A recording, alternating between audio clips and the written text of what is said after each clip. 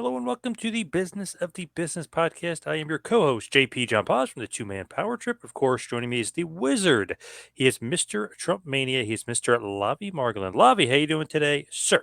I'm doing great. Tonight is a special night, special guest, a historian, somebody really keeping track of wrestling's past, which, when we think of the business of the business, I think really helps to inform the future. Tonight we have Al Getz of Charting the Territories, the podcast, the book, and a little bit later we'll get into some of the pseudonyms from the Southern Territories. Al, welcome to the podcast. Hey, guys, thank you so much for having me. It's a pleasure to be on the business of the business. Nice. Well said. Now, Al, where did you grow up? What were you a big fan of? Because I always think of like wherever you're kind of from is kind of usually what you were a fan of. So where'd you grow up and what wrestling were you a fan of? I grew up in New York. My first ever exposure to professional wrestling was when I was visiting my grandmother in Florida. And it was actually Dusty Rhodes doing an interview from Georgia Championship Wrestling. And I remember saying to myself, it wasn't even wrestling. I just saw Dusty talking. I'm like, I don't know what this is, but this is the coolest thing I've ever seen in my life. Eventually discovered WWF wrestling in New York, went to a couple of house shows there. But honestly, I was drawn more to the wrestling on TBS. We got Mid-Atlantic on the Spanish language channel. And even though I didn't speak Spanish at the time, I found myself more drawn to that.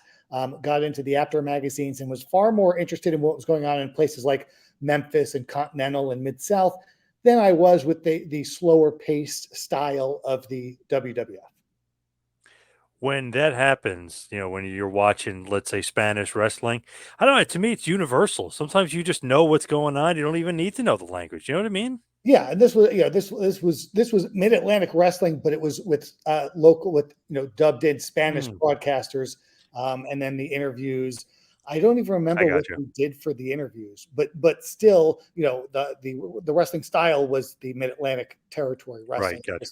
Found that more interesting. I discovered Lucha Libre in the 90s and got into that. I over the years really got into all styles of wrestling. I thought when I first saw All Japan Women tapes, I thought that was one of the most amazing things I'd ever seen. They were just incredible, especially when comparing them to what we would see in the U.S. of women's wrestling in the 1980s and early 90s. It just couldn't hold a candle to what they were doing in Japan. So, every time I've been exposed to a new style of wrestling, I found something for the most part to enjoy about it.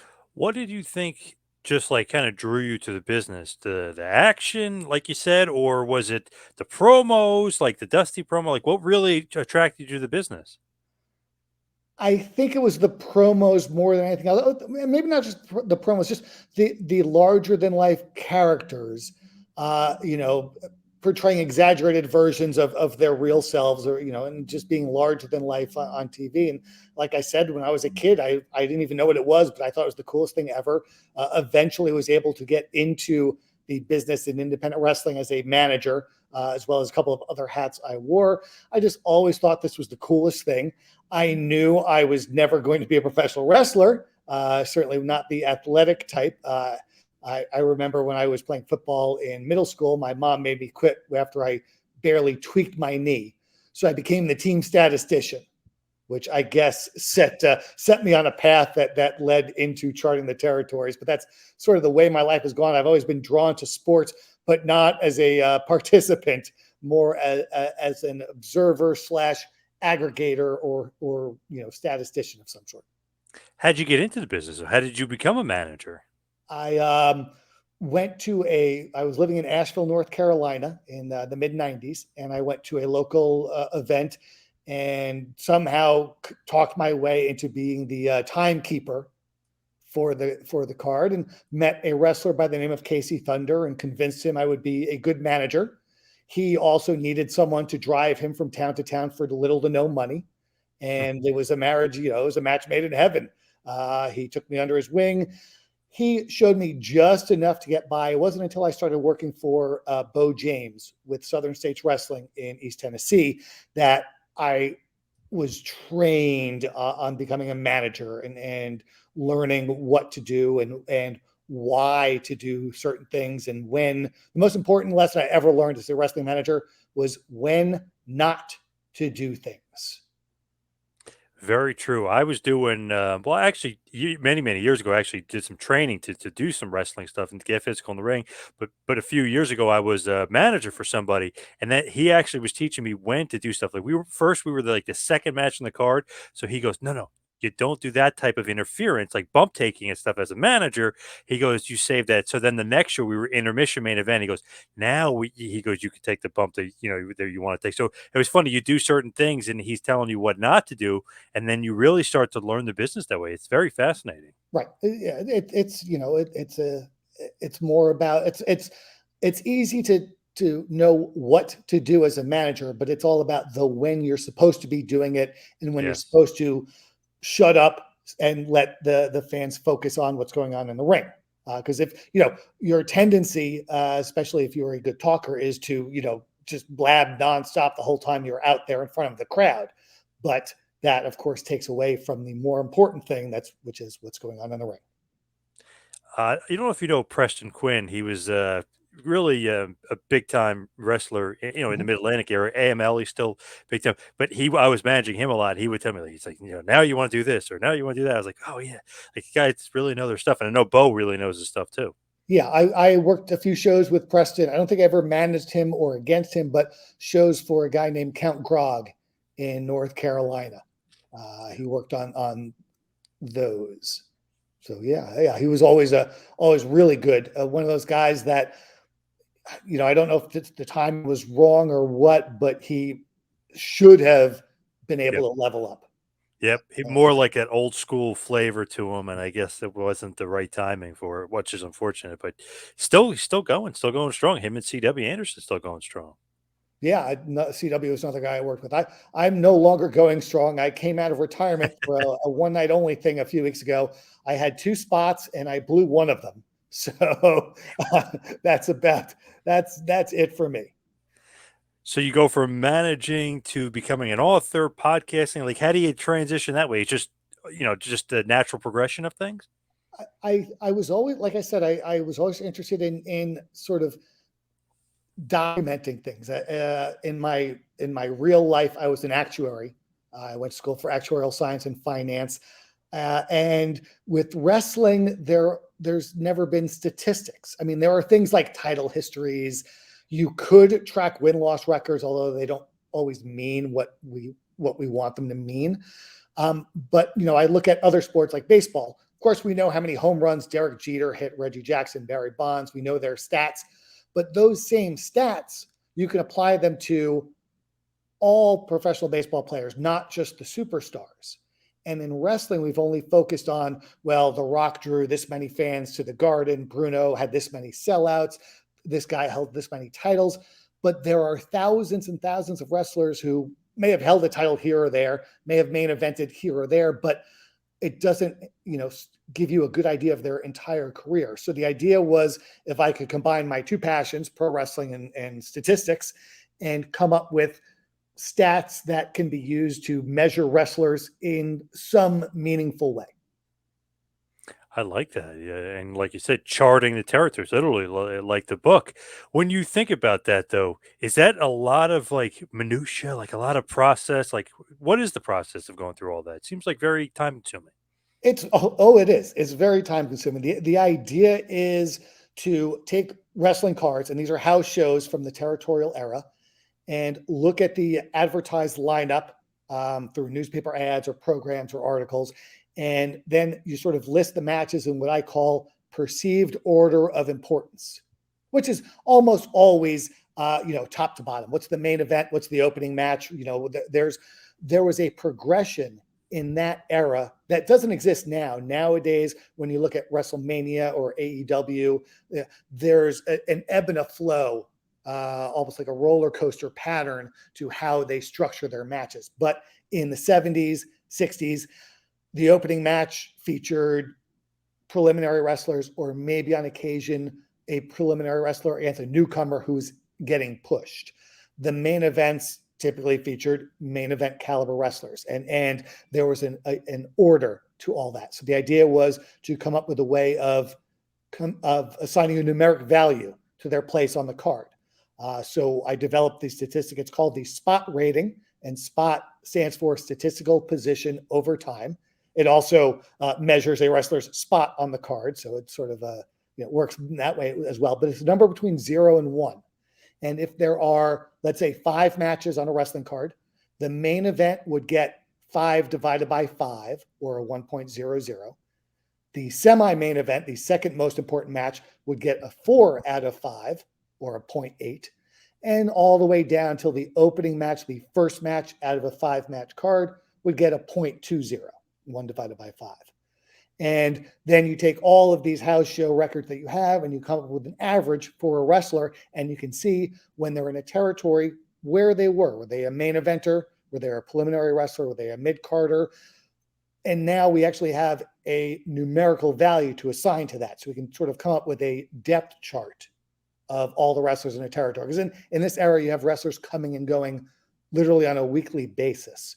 So you also can not only see where a wrestler was while they were in the territory, but you can see how that changed over time. I mentioned sometimes wrestlers get pushed up the cards by winning matches over increasingly more difficult, in theory, opponents. You can see their spot rating go up week by week by week as they're getting pushed. Wow, very interesting, very intricate. I really liked a lot of thought went into that. It seems like wow.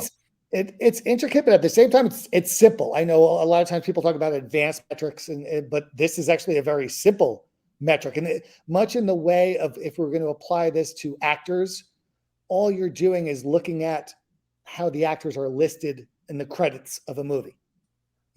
Vin Diesel was the star of the Fast and Furious movies, then Paul Walker, so on and so forth down the line. Instead of watching all the Fast and the Furious movies to try and figure out who got the most screen time, who won the most car chases, who won the most fight scenes, who won car races, you're taking a very simple piece of information, and that's the credits, and turning that into data. Nice. I like that. Lavie, I know you're chomping at the bit to ask Al a lot of questions. Oh, yes. I have like 7 questions in my mind. 7. Let's go. Number 1. Yeah. First, I want to make the spot research even more complicated by making a suggestion. Okay. If you have the attendance for each of those shows, and you can tie that into the person's spot on the card, maybe we could get a better idea of who's a draw.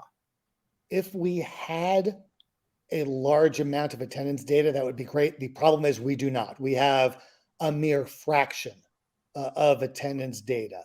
And the ones we have it for are typically the larger territories, the WWF, the AWA. But for example, in my book, which covers a 3-year period of time of LeRoy McGuirk's territory, out of over 2,400 shows, I don't think we have attendance figures for even 100 of them, and less than that. So if we don't have attendance figures, perhaps there's something to do with the size of the market. If we can't get an actual number, we know New Orleans was typically run in a larger venue than Greenville, Mississippi. So you could apply those types of factors to it. But part of what I do, I intentionally don't use those, for the reason being the small shows, the guys that main event those cards, the B towns, the C towns, or whatever you want to call them, that's still information, because those are the guys that if they were wrestling at the Garden, they might be in the mid cards. But when they're wrestling in, New Haven, Connecticut, they're in the main events. And there's probably a reason why they chose certain mid carders to main event those New Haven cards and not others. So by taking this as a strict average of weighing all the towns equally, it gives us some information that we might not have been able to get elsewhere. But the other thing is, if we had these attendance figures, we probably wouldn't need to do the spot rating, because we have, the thing we're trying to get, who are the biggest stars. We know by, who drew the most. But sadly, we don't have but a mere fraction of attendance figures.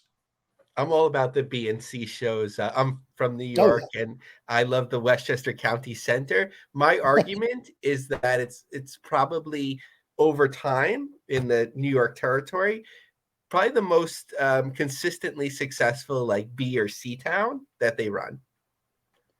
Yeah, those towns again, and to those fans going to those shows, the guys on top, and I don't know, I don't know how bad the cards were, but whether it was the Ted Arcidi on top or a Coco Ware, or if it was more like the second tier of stars, to the fans in attendance, those guys were superstars, even if they weren't, Hulk Hogan.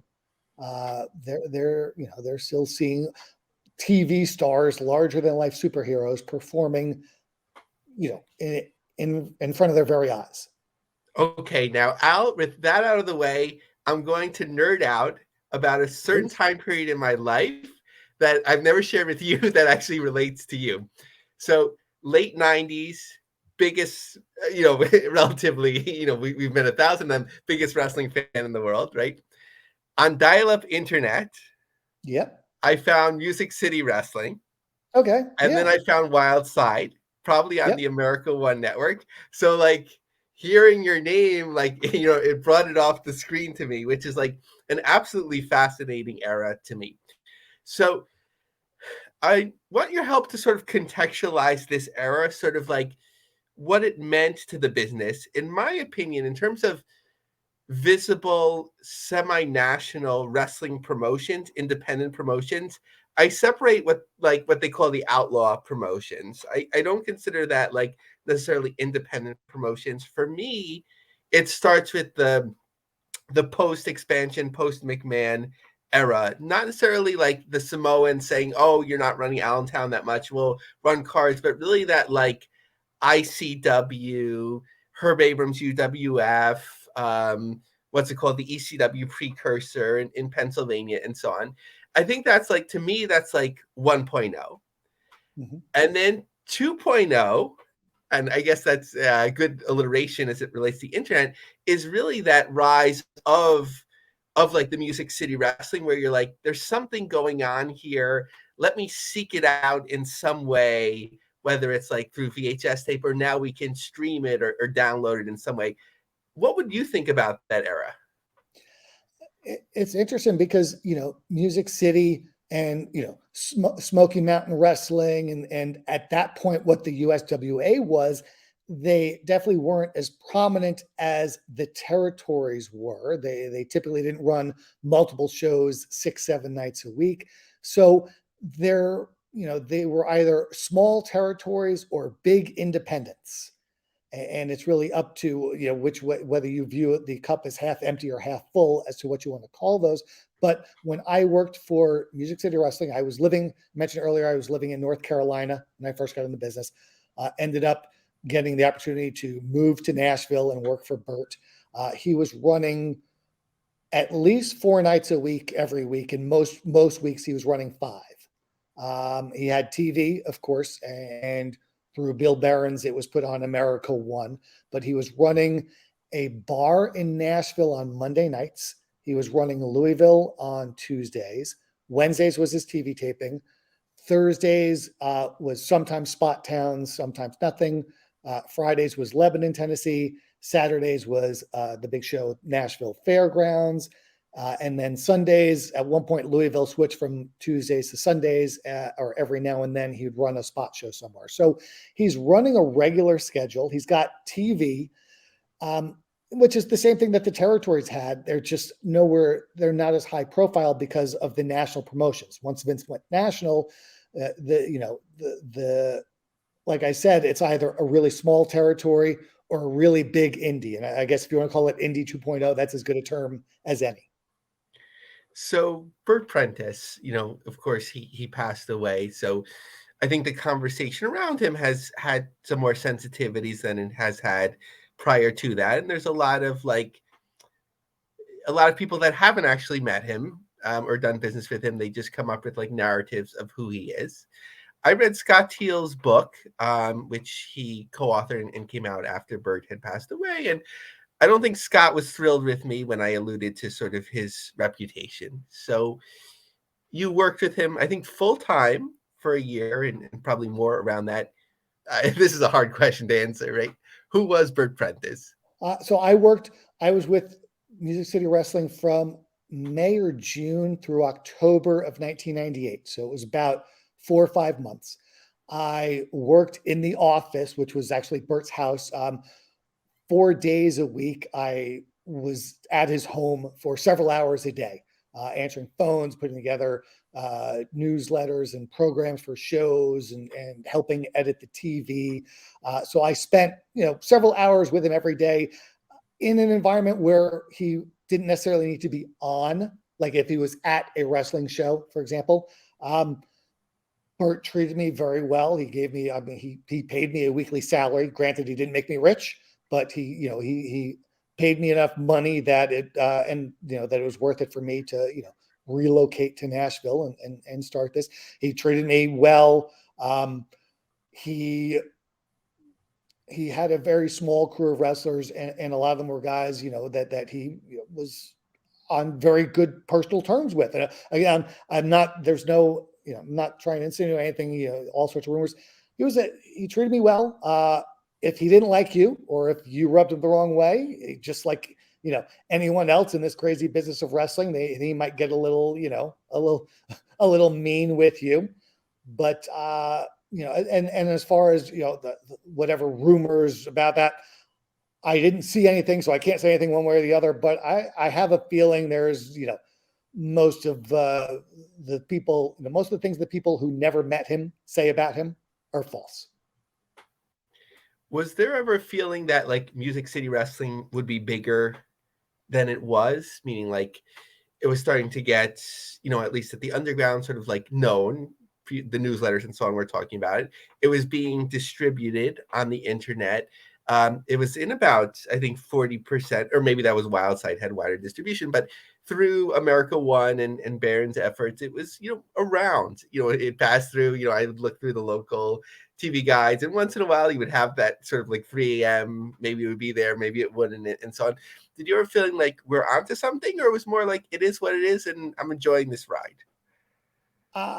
I don't think Bert had any designs on expanding, running pay-per-view or going national. Like I said, he was running several house shows per week, all within a very short, driving distance from home in Nashville. Yeah, the wrestlers could be home every night. It's to get that big in that area, you had to spend money, and that's really that's why one of the reasons Smoky Mountain didn't last very long is at that point in time, it became very expensive to produce TV, and you couldn't make any money from the TV itself. Of course, before this era in the 80s, it cost nothing to produce the TV, and you didn't need to make anything off it because it didn't cost anything.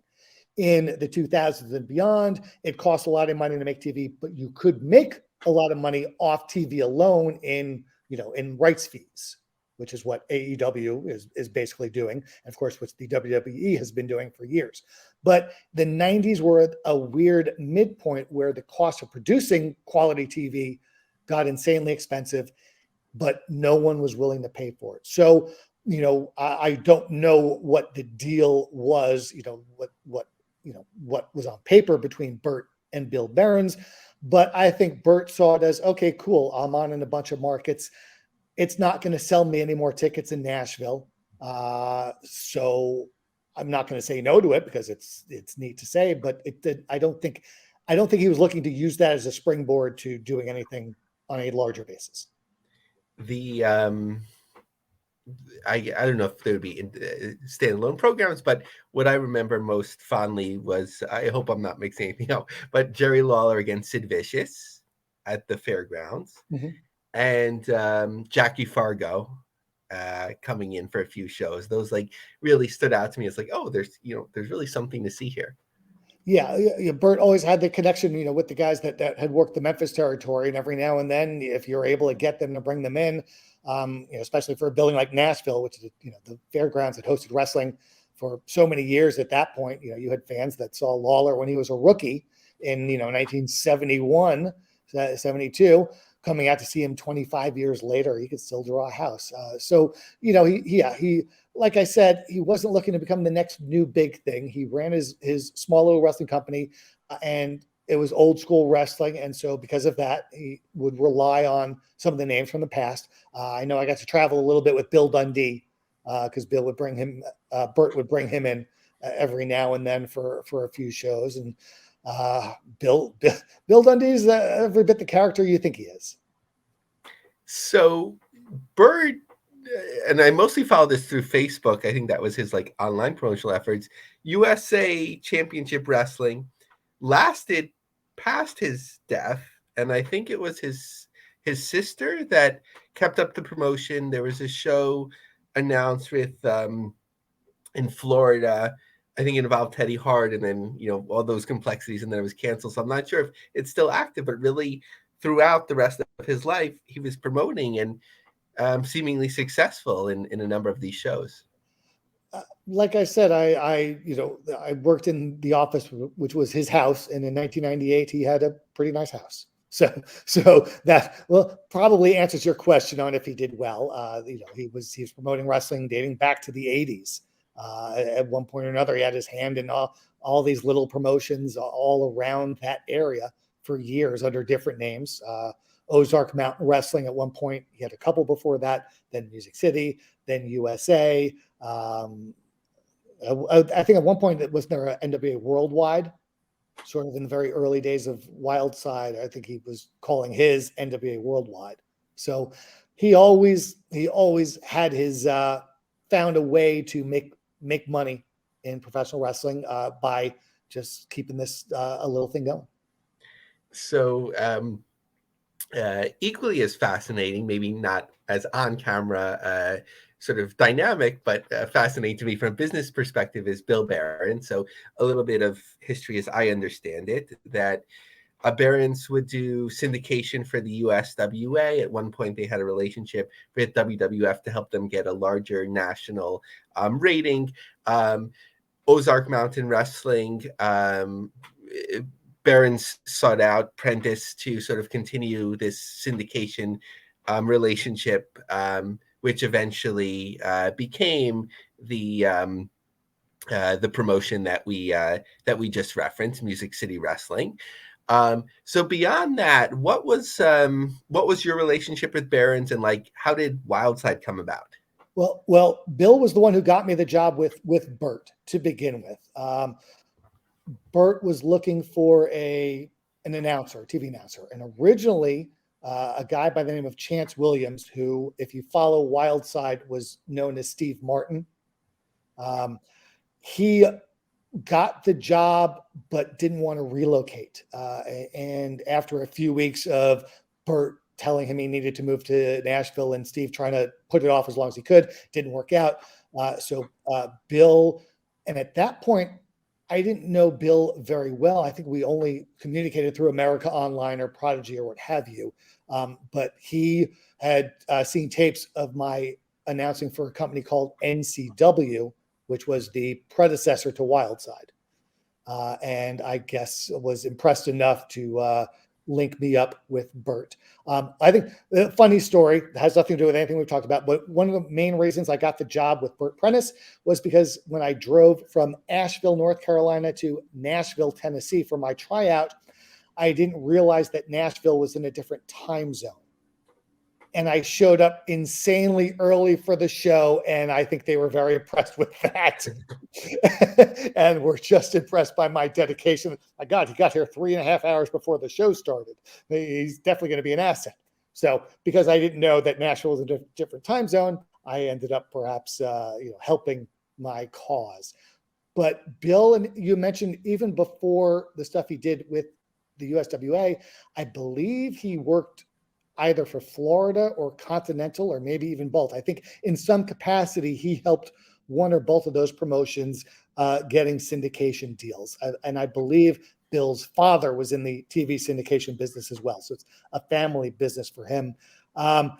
Ended up, when I came back to North Carolina, started working regularly for Wildside, which originally was one of the companies that Bill was distributing, but Bill ended up purchasing the company from the original owners, Steve Martin and Rick Michaels. And, I was a regular for Wildside for a few years, and, worked closely with Bill for that time. We catch up every now and then on Facebook, and I don't go to many indie shows in Georgia these days, but every now and then when I do, he's there. And so we'll catch up and say hi. Bill has helped so many guys get to the next level, whether it's by hooking them up with shows for Ring of Honor when they were in town or when they were nearby. And I think now he's doing the same thing with AEW. I think that's how Garrison got noticed by AEW. Was through Bill Barons, because Bill was working a lot with Griff Garrison and another guy named Marcus Cross, who has worked AEW Dark, is the guy with the really tall blonde hair. So, and of course, what he did with AJ Styles and helped him, first get to TNA and then into the WWE. So Bill has helped so many independent wrestlers in Georgia and the surrounding areas get noticed and give them opportunities to have matches for the bigger promotions, and many of them ended up getting picked up from it. So I'm an Air Paris mark. Oh, and I had to cut back on my Google alerts, but I was getting like 500 a day. And then one day Air Paris came up and I saw that he actually runs an optical store. And I tweeted about it and he ended up liking it on Twitter. And then now he follows me on Twitter. I know that this sounds silly to some people, but in my opinion, I think Air Paris at some point was better than AJ Styles. At some point, yes. But Jason Cross at some point was better than both of them. I don't know if you watched any Jason Cross when he was in Wildside, but he was better than both of them. Of course, AJ, he was young when he started out. And so when he and Air Paris were working together a lot, Paris had several more years under his belt. So the statement Paris was better than Styles certainly is logical, given that Paris had a lot more experience. Actually, Paris, I think he does one or two shows a year as a wrestler to this day. He still does something, but there was so much talent in Wildside. It's interesting.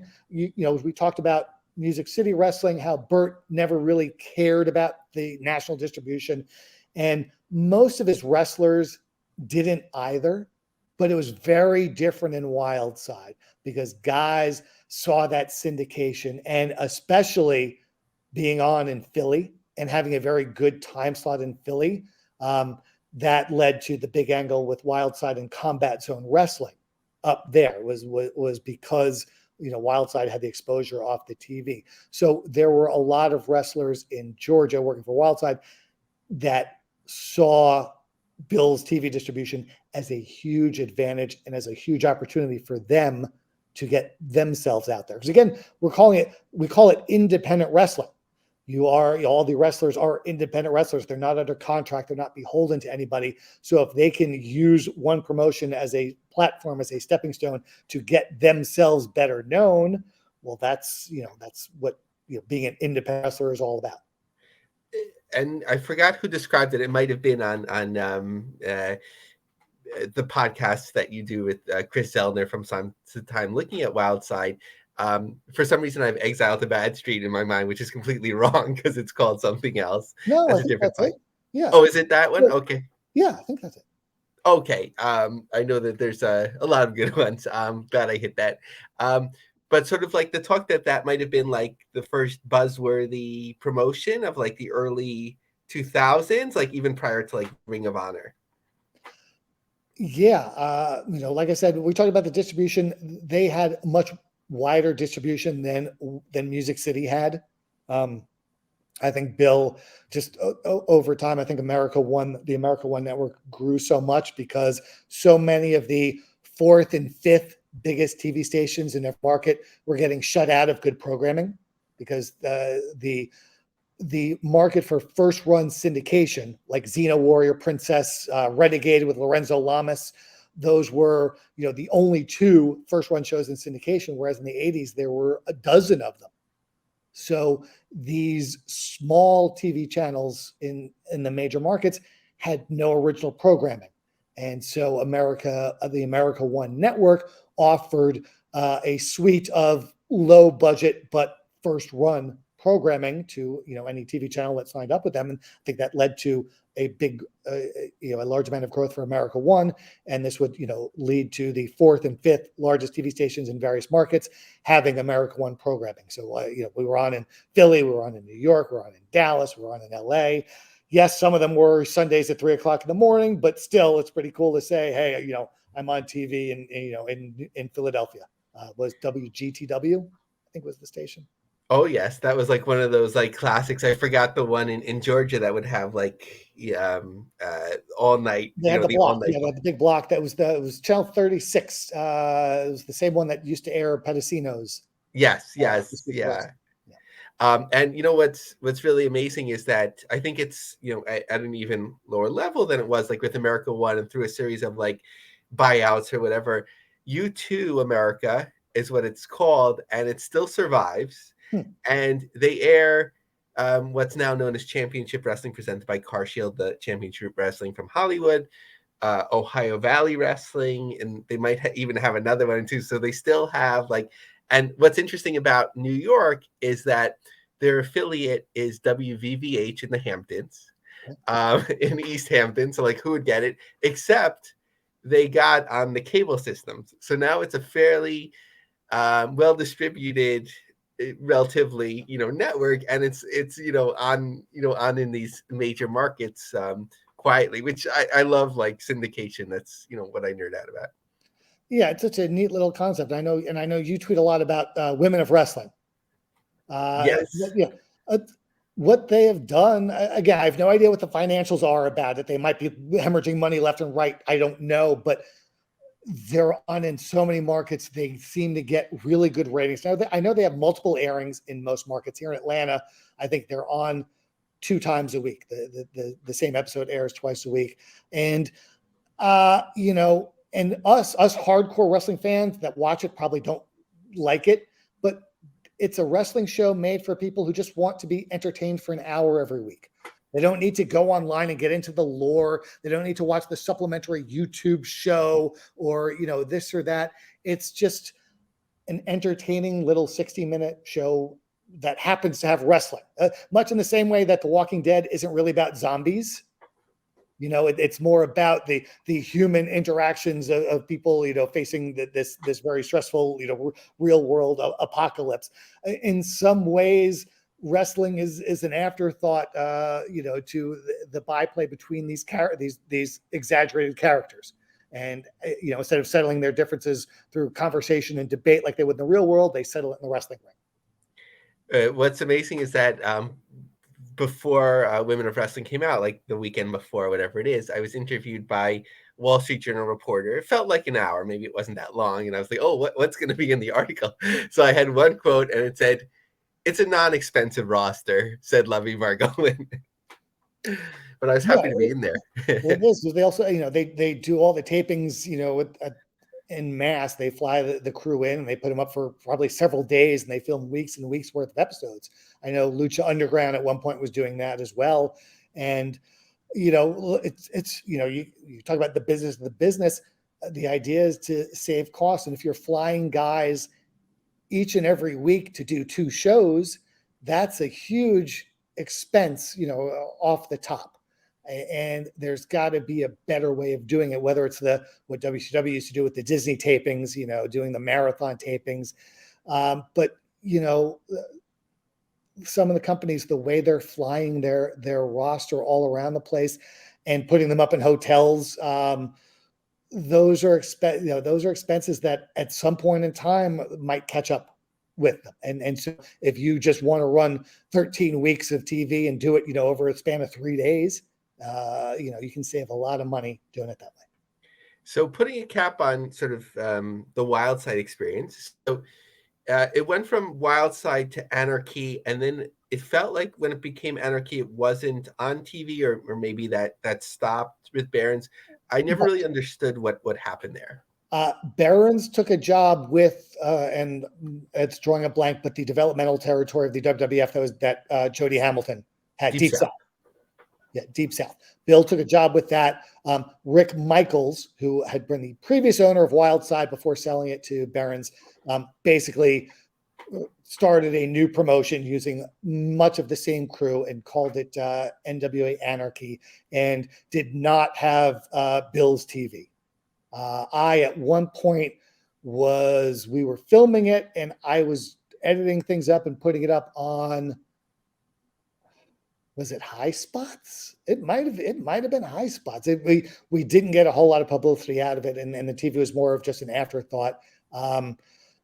But at some point, Bill came back to Anarchy, and I think by the time he came back, America One wasn't what it had been in years prior. So they did get TV distribution, but it wasn't what it had been at Wildside's original peak. So I wanted to have a little fun here. I looked up your wrestling career on Cage Match. So Not first, the one where I wrestled Dory Funk Sr. in 1939 in Amarillo. That's a different Al Getz. I am fascinated. I think you wrestled Jimmy Valiant twice. At least. We did one singles match that I remember for sure, but I think we did several handicap matches where it might have been Boogie against one of my wrestlers and me, or Boogie and a referee, or Boogie and what we today call little persons, or a female wrestler. I did pin Jimmy Valiant in one singles match. Of course, it was due to interference from a wrestler that turned heel at that time by interfering on my behalf. But I wrestled Boogie a couple of times. Easy night. I'm not gonna lie. I always wanted to get Jimmy Valiant's autobiography, but I couldn't put down the $45. It just seemed too expensive on Amazon. That's a lot for an autobiography. That's a lot. But he'll sell you one of his 45 records for a few bucks if that's all you're willing to spend. Probably still has them too. So I'm fascinated by the Duke of New York character. So in looking at it, what I assume is that it's sort of a more authentic version of like the dirty white boys wearing like the New York Yankees jersey. Yeah. Basically, like you're in the South, everyone hates New Yorkers, especially if you're like representing the New York Yankees. Is that the sum of it? That was the gist of it, yes. Just like there had been masked wrestlers named the Mighty Yankees for many years in the South. It's an easy way of getting heat. Also, if you recall the Kurt Russell movie Escape from New York, there's a famous line in there, where they made Donald Pleasance, who was the president of the United States, say, tell someone you're the Duke of New York. So that came into it as well. But that was the first gimmick I used as a professional wrestling manager. In later years, I changed it to Al Getz, which is not my real name, but in many ways is quite close to my real name. No wonder why I couldn't find you on LinkedIn. Correct. Well, and me under my real name is not on LinkedIn either, so that makes it doubly as hard. But my real first name is Alan, and Getz is my stepfather's last name.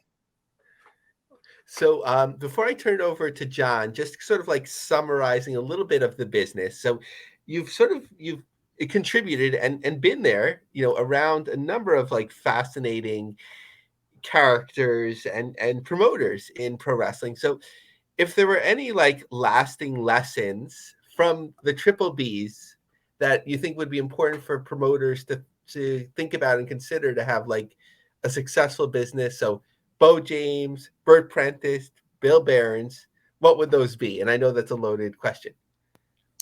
I think each of them all had their own sort of ideas and ways of doing things, but all three of them, they got the most that they could, often with very little to work with. Bo in particular had a very small building because he couldn't pay a whole lot. He often couldn't attract top-notch talent, although he'd get Jimmy Valiant, Tracy Smothers, Ricky Morton to come in. And that was so great for guys like me and the younger wrestlers to work with those guys, to watch those guys, to get feedback from those guys. It really helps you improve as a talent in the ring or as a manager or whatever you're doing. Bert, the same way, as you mentioned, he'd bring in Lawler, he'd bring in Jackie Fargo, he'd bring in Dundee. And yes, their primary goal is to put asses in seats, but Also, they're there, back in these days, there weren't the seminars that nowadays so many of the name wrestlers do when they're brought in to work indies. But you have a in-person seminar by having these guys watching your match and giving you feedback. And Bill was the same way. He would also, he'd bring in some names from time to time.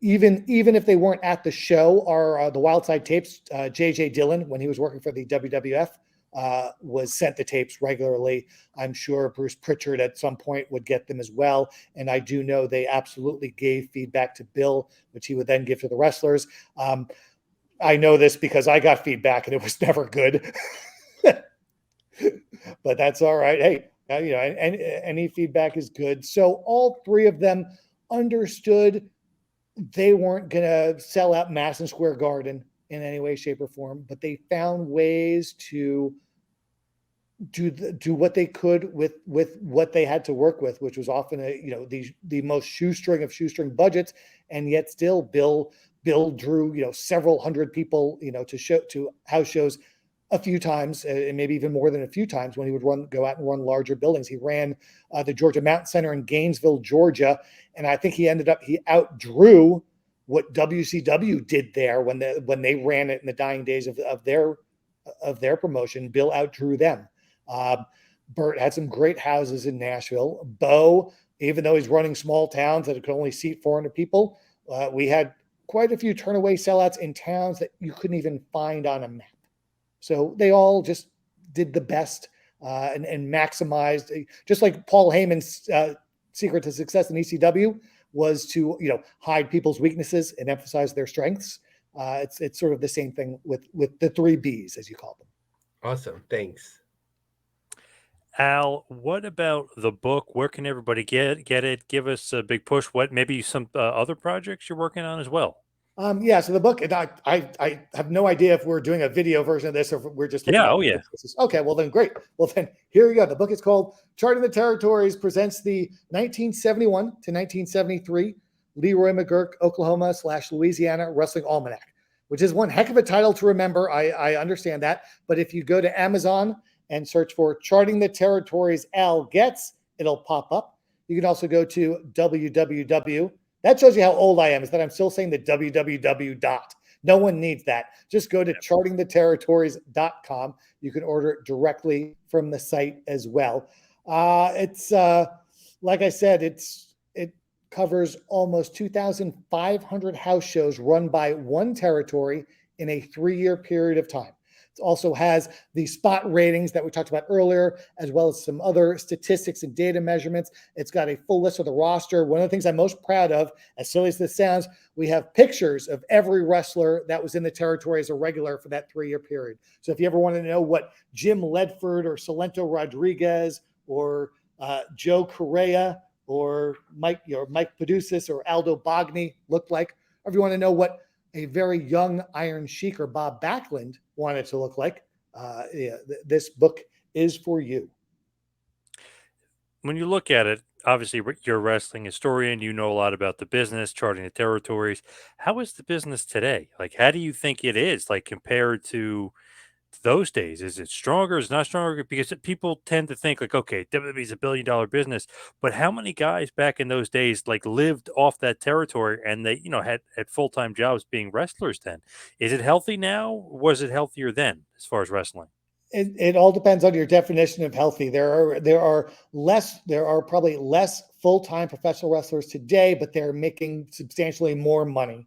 So, if you do it on a net basis, the net dollars and adjust it for inflation, it might end up being the same. It's just distributed differently. But, back in the late 60s, early 70s, there's anywhere between 20 and 25 territories in the US and Canada running an average, most of them are running multiple shows per night. So you're talking about house, each of them running between 1.5 and 2 house shows a night, 6 nights a week, and some territories ran 7 nights a week.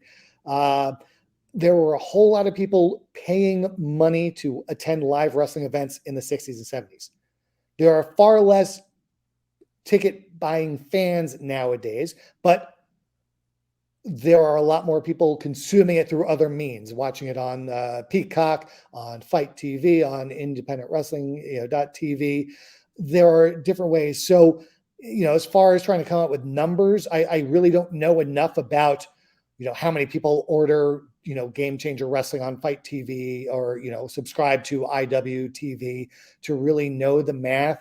My gut tells me, obviously there's more dollars because of inflation, whether it's, the same amount or less. If you count things like merchandising and stuff like that, it's probably way more. Back then there was merchandise. You could buy t-shirts, of your favorite wrestler in the 1970s, but it's not like they do today. With, pro wrestling tees and even the independent wrestlers, they probably, a lot of wrestlers nowadays sell more merch at shows than their payoff was for that show. Just like bands nowadays, they often make more money by selling merch at their concerts than they do than the fees they got for performing the concert itself. So it's just, I hate to say apples and oranges because it's not even apples and oranges. It's two completely different entities whatsoever. The business model of professional wrestling today versus what it was in the 1970s, it's really hard to compare. But short answer, there are probably less full-time wrestlers, but they are making a significantly larger amount of money even after you adjust for inflation. To me, it's crazy, like, to think, wow, it's like a billion-dollar business. But when you look at all the wrestlers back then, there were so many guys making a full-time living and just working locally, basically, essentially. You know what I mean? It's crazy. And there were a lot that what we call full-time living, they might not have had another job, but they might have just been barely squeaking by. You hear the horror stories of the guys working, for Jerry Jarrett, the preliminary wrestlers. I think much like the UFC's pay structure today, the guys on the bottom back then made very little. And the idea was, if you want it bad enough and get better and improve and become a superstar, you will be raking in the cash. It's that sort of incentive that gets a lot of guys to stick with it. But also, as you'll see in this book, there's a lot of preliminary wrestlers that you've probably never heard of before. These are guys that tried it for a few years, weren't getting paid enough, and realized they're probably never going to break through to that level. So they just moved on to something else entirely. When you look at today's business, do you like consume it a lot? Do you watch it a lot? Do you not really pay too much attention to it as far as like the TV stuff, the WB, AEW? Um, for the longest time, I did not watch much of it at all. I would follow it, online to see what was going on. I gave AEW, when they first started up, I watched a little bit. There were things I liked. There were people I liked. There were things I didn't like. And it sort of tapered off, but lately it's been picking back up again. I must confess, every year I watch the Royal Rumble for sure. That's just always been one of those can't miss events for me.